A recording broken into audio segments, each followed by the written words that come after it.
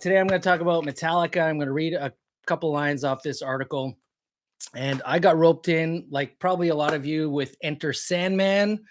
I was in high school at the time, and obviously the Black Album was monumental, not just for Metallica, but for metal in general. And that song and that whole album just roped me in. And then obviously, like a lot of people, you learn about Metallica with the Black Album, and then you go check out all their back catalogs, and you're blown away even more. Yeah, thanks, man. You know what? Omera, they announced, I'm not sure if you saw, but they announced that they're doing a residency in Las Vegas at the Sphere, you know, that big, huge dome in Las Vegas. Well, they're actually doing a residency. If you can afford it, I most probably can't, but the tickets go on sale March 6th. So go check it out. Yeah, it will be fire. I know my wife wanted to go see No Doubt at the Sphere, and when she went to go check it out, each ticket was like $4,000. So I don't know if that was after market price or not, but let's hope it's not that much. But man, I am dying to see. Yeah, I know, right? I'm dying to see them. We'll see, we'll see. I mean, I could probably justify maybe $500 to go see them, but we'll see. I know that in 2027, Tool, it will be having a residency in Vegas. Which what do you say, dude? My dream is to see Metallica live one day. You haven't seen them, dude? Go check them out, man. If you can. I know tickets these days are expensive. They're not like what they used to be. I saw them. I've probably like 6 times now. You know, from high school till now, and they always put on a fucking phenomenal show. One of the best live shows ever. Now they have the budget for it. You know, they're a huge band, right? So they have all the pyrotechnics, they have all the screens and all this stuff. So it's really a feast, not only for the ears, but for the eye as well. Actually, if you want to know, if you want to hear about my story, if you're interested, did you hear about when Metallica was touring with Guns N' Roses and Faith No More was opening up with them? Did you hear about this whole riot in Montreal?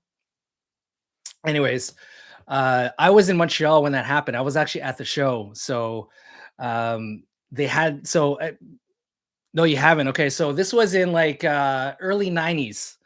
Early 90s, they did this uh, co-headlining tour with GNR, right? And it was like a stadium tour only, and they went all throughout North America. I was one of the lucky ones. I actually lied to my parents. I told them it was like I was gonna go see a pop show or whatever, and I was so excited with my buddies to go see them. They played at the Olympic Stadium in Montreal, and Faith No More opened for them. Fucking phenomenal. And then Metallica came on. They came on first for GNR, and such a phenomenal show. At the time, I knew every single Kirk Hammett lick, and they did the show, and then it was Fade to Black. Right in the middle of Fade to Black, pretty much stopped the song, right? And they rushed off stage, and everyone was like, "What the hell's going on?" So we actually thought it was part of the act. So we started clapping, and just waiting for them to continue the song, because they literally stopped like right in the middle of the song, and waited, clapped, and then stopped clapping, waited, and then the house lights came on at the Olympic Stadium, and then you see Jason, Kirk, and Lars come up stage, come up to the mic, and Lars tells the crowd that they cannot continue the show because James just burnt his arm off on stage, and they had to rush him to the hospital. And you know, they came out with all these videos highlighting that tour.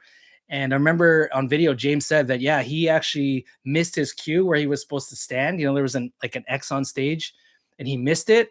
And so basically he was a little too close to the fireworks, and it just pretty much burnt the left side of his arm, to a point where they did not cancel the tour, but they had another guitar player play for him, and he was like in a cast for the rest of the tour. But yeah, that was a crazy story, because right after that, so that was unfortunate, right? And so we waited, like, I gotta say, an extreme amount of time for GNR to come on after. They took forever to set up. So we at least 45 minutes, man. At least, yeah, he said it was the worst pain of his life. Yeah, when he got burnt, right? I don't doubt it. So, you know, we were kind of like super sad, and you know, kind of like, oh man, you know, like we paid all this money, and 45 minutes to the Metallica set, they take off, right? So we waited for at least 45 minutes. I kid you not. It was like an extreme amount of time, and we were like starting to get pissed. That's how long it took GNR to set up. And so GNR comes on, right? Freaking phenomenal. They start the show with "It's So Easy," I think, and we're just going crazy. Axel's running around and stuff, and all damage was repaired. All the fans were going nuts. And then, like, after the fourth song or something like that, Axel just plops his ass right in the middle of the stage. And I forgot what song it was, but only like Slash, Duff, and all the musicians were still playing the song. Axel stopped singing. He just sat his ass down and like had his arms crossed like this. And we're just like, oh my God, what's happening here? He gets up, insults the crowd, throws the mic down, and then just takes off. And after that, like, the whole band took off. And then it was complete chaos after that. I remember the guy beside me had a GNR shirt. Almost immediately, to a Q, took his shirt off, took the lighter, started burning his shirt, right? Oh, so why did Axel take off? You know what? I know that time there was like a lot of controversy around Axel at the time. He was being a spoiled brat at the time. And even like other cities, he kind of did the same thing. And there were rumors. I remember one of the rumors at the time was that he did not want to play any cities that started with the letter M. So M for Montreal, right? And so even before the show, people were kind of anxious about it. I don't know. The rumors were like he was seeing a psychologist, and he got kind of screwed up. And so there was always that aura around Axel, especially around that time, where he would show up late. I know, right? God knows why he would do that. He was just freaking spoiled brat. That's at the end of the day, that's what it was. I'm not sure how much money they had to pay back. Because I think the law is like, if you play for a certain amount of time, and let's just say you end a show or whatever, as long as you pass that time limit, then you don't have to pay anything back to the promoter or whatever. So I'm not sure what the hell happened with GNR, but I'm telling you, it was like early in the show. It was like third or fourth song. So I'm pretty sure they had to pay a substantial amount back to the promoter because they didn't hit that limit. But anyways, so he takes off, the band takes off, and immediately all chaos breaks loose. And I was in like high school, right? So still like timid kid at the time. So me and my friends were just freaking out. Like the fans rushed the stage. Yeah, we were like, this was I think it was like my first concert ever. I saw Pink Floyd shortly after that at the Big O, but this was my first concert ever, so I was like freaking out. And all the fans rushed the stage. They destroyed all the equipment on stage. I remember that, just like toppled everything.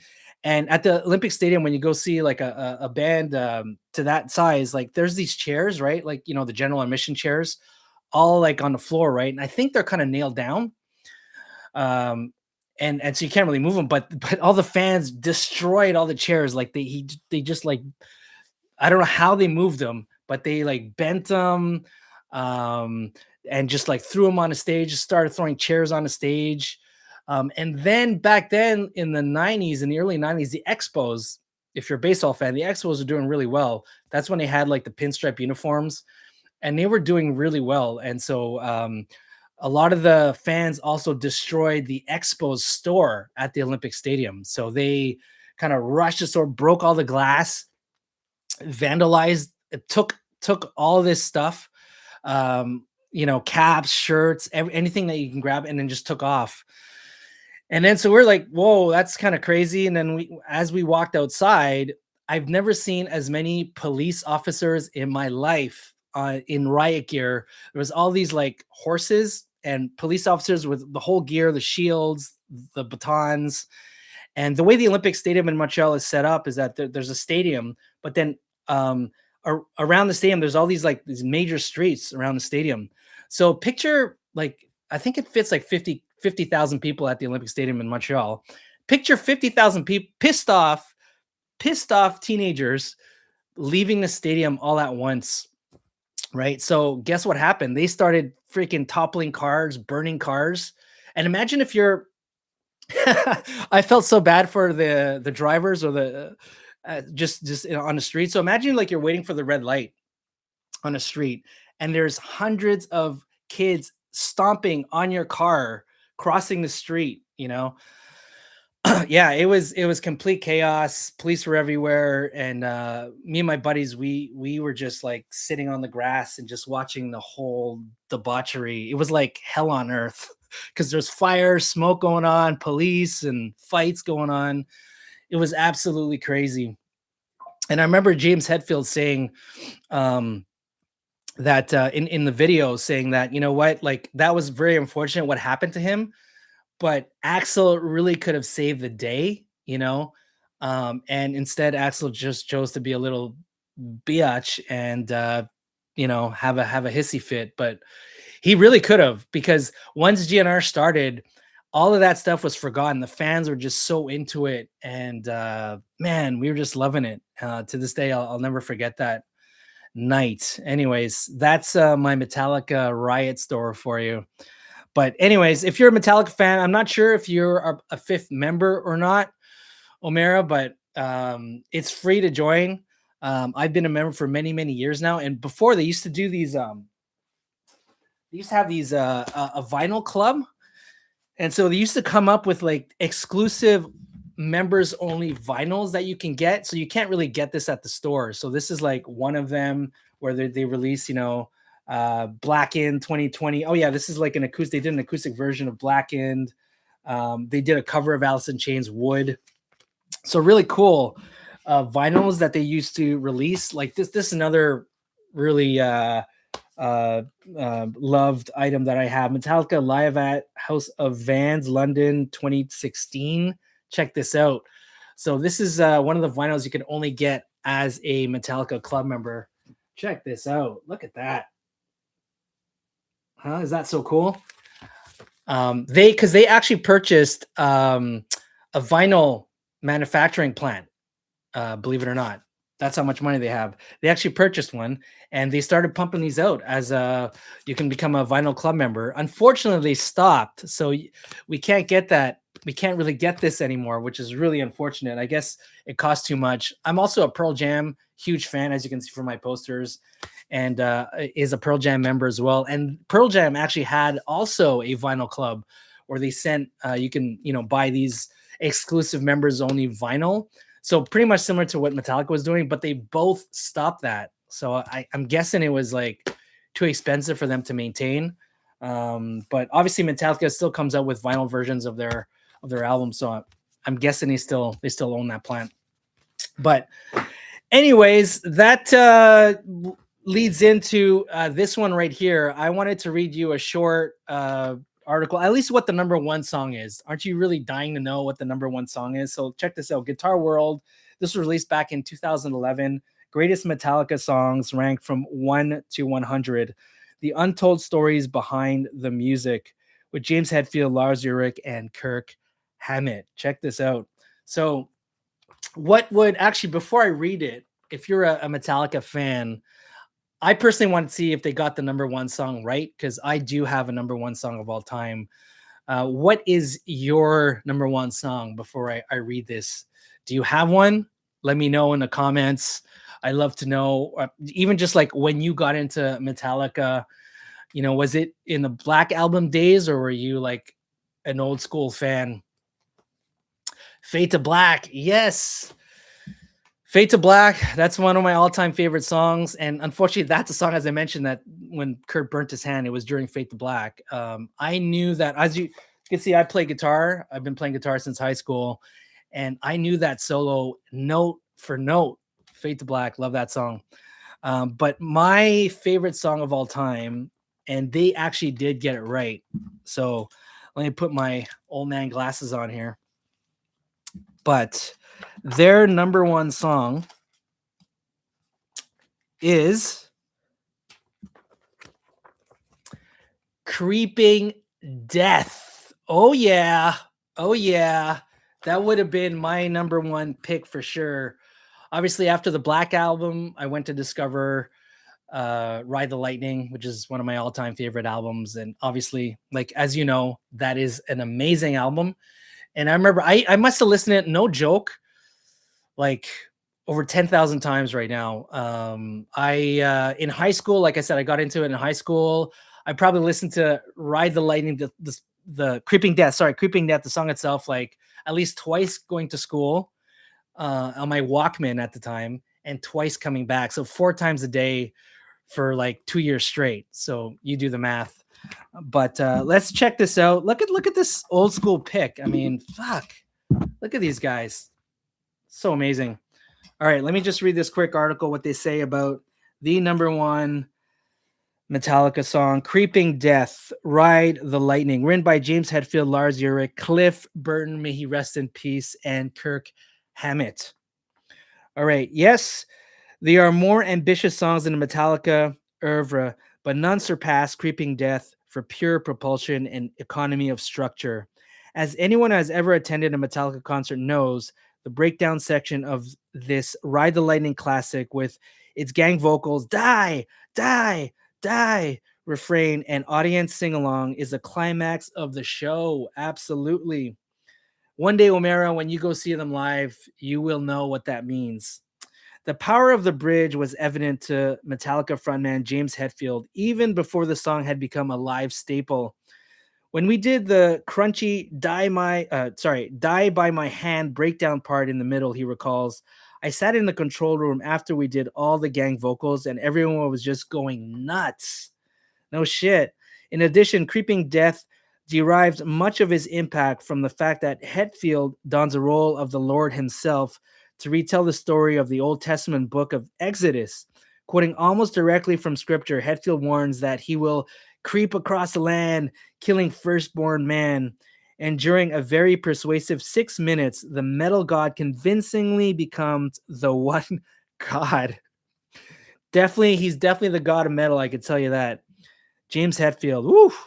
Hetfield would mature as a vocalist and develop his trademark gravitas heavy growl on the band's subsequent masterpiece, 1986's Master of Puppets.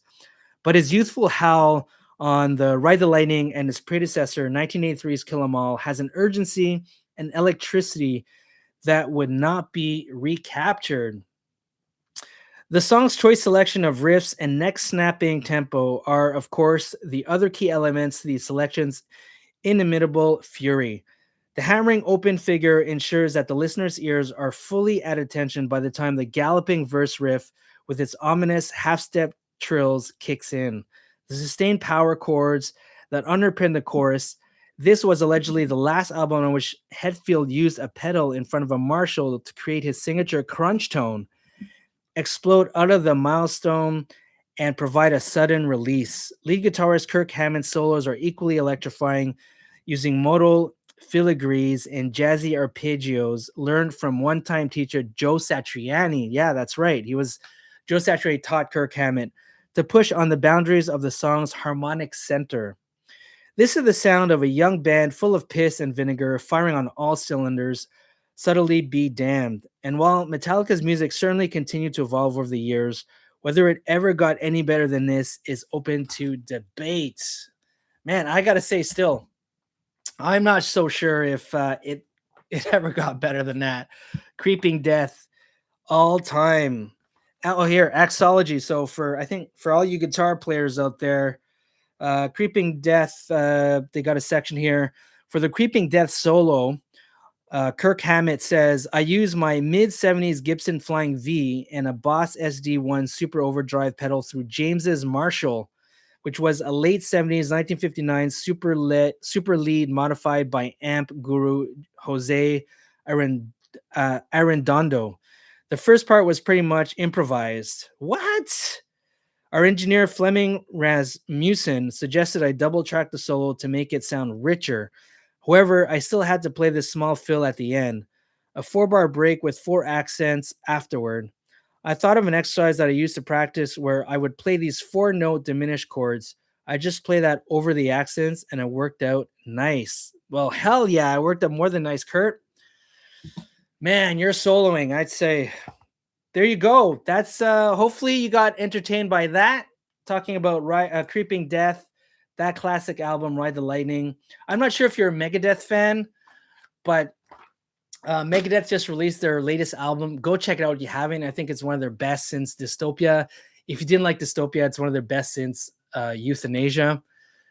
Yeah, great. Awesome, Omera. Thanks so much. And they actually do, Dave Mustaine actually does a version of Ride the Lightning, believe it or not. Did you know that Dave Mustaine actually co-wrote Ride the Lightning?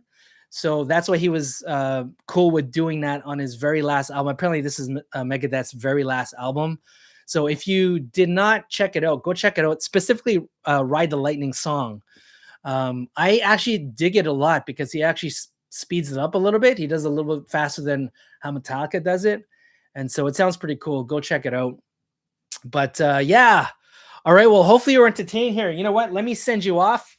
I got to go, but let me send you off by rocking out with you. And hopefully we'll see you at the next one. I'm going to try to do these live once a week, probably Thursday mornings like this. And I'll probably whip out an article or two like I do on my It's One Louder podcast. Go check it out if you haven't. It's One Louder podcast. I come in and read guitar magazines. So if you're a guitar player as well, I read a lot of the guitar players. Go check it out. But until next week, I'm rocking you out.